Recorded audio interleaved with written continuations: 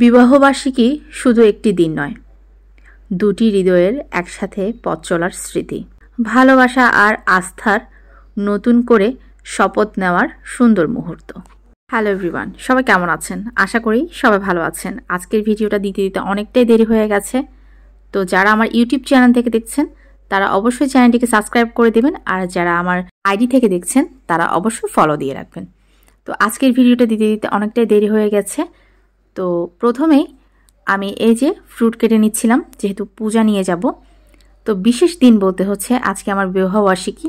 সকাল সকাল নাস্তা করে স্নান করে রেডি হয়ে গেলাম। রেডি হয়ে এই যে ফ্রুট কাটছি, যেহেতু বিহারে পূজা নিয়ে যাব তাই ছোয়াংটাও নিয়ে নিয়েছি। আর এদিকে আমার পূজার জন্য আমি ফ্রুটগুলো কাটছিলাম। আর কাটতে কাটতে একটা কথা হচ্ছে যে বিশেষ দিনগুলোতে আমরা কিন্তু বিহারে যাই, প্রার্থনা করি। এটা যার যার ধর্ম, মানে সব ধর্মে কিন্তু আছে যে বিশেষ একটা দিন, যে কোনো একটা দিন আসলে আমরা আমাদের যে প্রার্থনা করি বিহারে যেয়ে, যার যার ধর্মকে আমরা ডাকি। তো আজকে আমি সকাল সকাল চিন্তা করেছি যে একদম সকাল সকাল বিহারে চলে যাব, রান্নাবান্না করব না, রান্নাবান্না ওখান থেকে এসে করব। তাই আমি এখানে এই যে ফ্রুটগুলো কেটে নিচ্ছিলাম। তো একে একে সবগুলো ফ্রুট কেটে নেওয়া হচ্ছে, যেহেতু অনেকগুলো 4-5 রকমের ফ্রুট ছিল তাই একটা একটা করে কাটছিলাম। আর এত তাড়াহুড়া করার কোনো কিছুই নেই, কারণ হচ্ছে তেমন কেউ আসে নাই বা ঘরে একদম তেমন কোনো কাজ নেই, তো যার কারণে আস্তে ধীরেই সব কিছু করছিলাম। তো সকাল সকাল এই যে ফ্রুটগুলো কেটে এবার আমি পূজাটা সাজাবো, যেহেতু বাসায়ও তুলবো, মানে ঘরে বুদ্ধকে ছোঁয়াং দিব, আর হচ্ছে বিহারে নিয়ে যাওয়ার জন্য আমি ফ্রুটগুলো কেটে নিচ্ছি। অন্য কোনো সময় যদি আমরা যাই তখন কিন্তু বাসা থেকেই সাজিয়ে নিয়ে যাই। তো আজকে চিন্তা করলাম যে ওখানে নিয়ে যেয়ে তারপরে সাজাবো পূজাটা। তো যার কারণে আমি ফ্রুটগুলো কেটে জাস্ট বক্স ভরে নিচ্ছি। যেহেতু একদম কাছে মন্দির, তাই আস্তে ধীরে করে আমি সবগুলো ফ্রুট কেটে নিলাম এবং একে একে সবগুলো কেটে নিয়েছি। দেখতেই তো পারছেন আপনারা।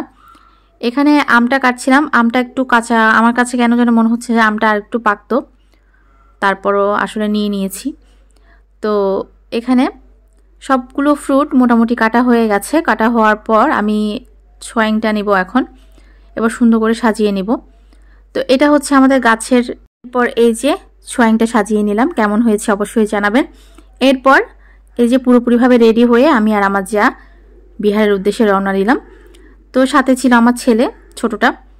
তো এই যে আমরা চলে যাচ্ছি। তো আজকের সকালটা এত সুন্দর ছিল কি আর বলবো, মানে খুব সুন্দর একটা মানে পরিবেশ।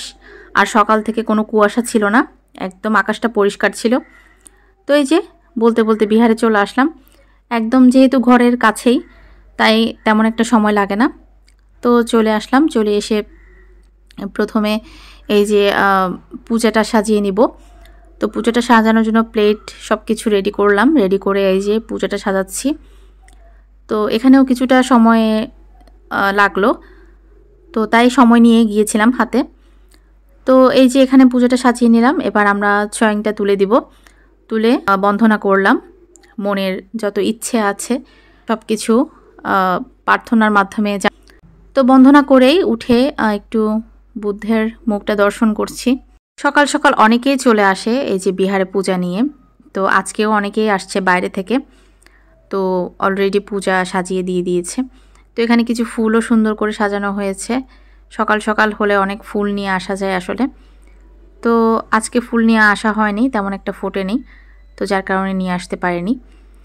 তো এরপরে চলে গেলাম নির্বাণ শয্যা যে বুদ্ধ আছেন ওখানে কিছুক্ষণ বন্ধনা করলাম। বন্ধনা করে এরপরে আবার বের হয়ে পড়লাম। বের হয়ে এবার আমি একটু চারপাশটা আপনাদেরকে দেখাচ্ছি।